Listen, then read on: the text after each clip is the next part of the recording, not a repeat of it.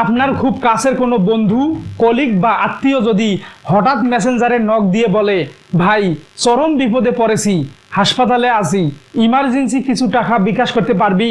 তবে আবেগপ্রবণ হয়ে টাকা পাঠানোর আগে একটু থামুন। কারণ আপনি হয়তো কোনো বিপদে পড়া মানুষকে সাহায্য করছেন না, বরং পা দিচ্ছেন হ্যাকারদের পাঠানো এক ভয়ঙ্কর ফাঁদে।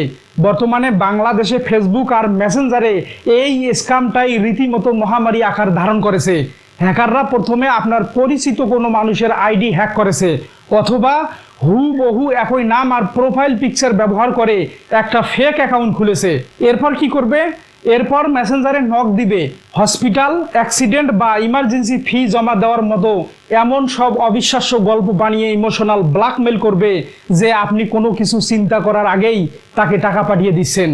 প্রতারকদের সবচেয়ে বড় চাতুরি হলো তারা আপনাকে বলবে, এখন ফোনে কথা বলার মতো কোনো পরিস্থিতি নেই, তুই জাস্ট এই নাম্বারে দ্রুত টাকাটা পাঠিয়ে লাস্ট ডিজিটটা আমারে জানাই দে।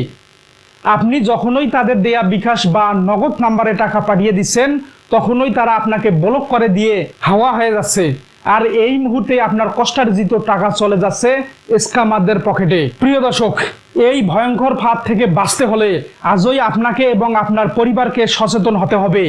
এখন থেকে মেসেঞ্জারে পরিচিত কেউ এভাবে ইমার্জেন্সি টাকা চাইলে টেক্সট মেসেজের ওপর বিন্দু মাত্র ভরসা না করে সরাসরি তাকে একটি নর্মাল ফোন কল দিন এবং নিজের কানে তার কণ্ঠ শুনে নিশ্চিত হন।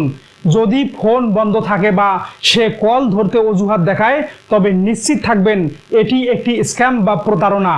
মেসেঞ্জারে কখনো কোনো বিকাশ বা নগদ নাম্বার দিলে সেই নাম্বারে টাকা পাঠানোর আগে অ্যাকাউন্ট হোল্ডারের নাম ভালো করে চেক করে নিন।